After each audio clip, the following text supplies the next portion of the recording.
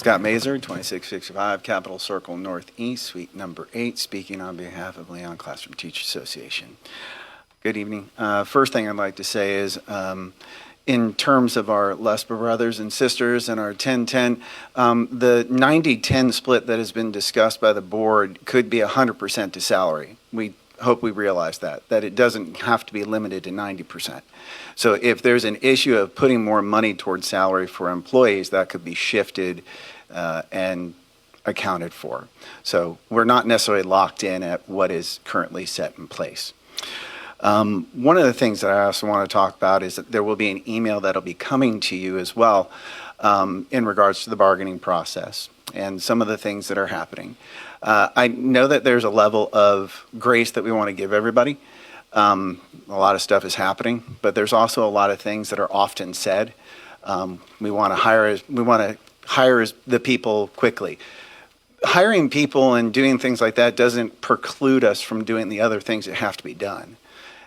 So if there's an issue in terms of staffing for our district staff, I think that's something Superintendent Hannon needs to take a look at, or you as a board. Additionally, I would say that when it comes down to our school administrators, one of the things that, and the staff, is that you talked about yesterday systemic things when it came to investigations, right? Well, systemic things also mean that we're going to have a semester survey this year per the contract, but there's no survey of district staff. Administrators don't evaluate the district as a whole. Employees don't evaluate the district operations either. That would give you clear insight to the experiences that they're having that would be more systemic. What normally happens is it's very general about a school site. It's about the principal or administration blanketly, but there might be 4 APs and a principal, and they're not all supposed to be lumped into the same thing. So it lacks specificity where that comes in.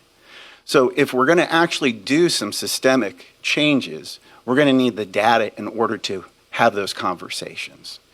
Additionally, we have to do a better job of how actions impact our employees.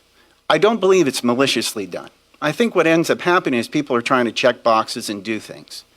So for example, the 4:46 p.m. email that went out on Friday, where I have a non-member contacting LCTA in tears that she's not a part of the teacher salary increase allocation, was extremely upsetting because people went into the weekend with that information.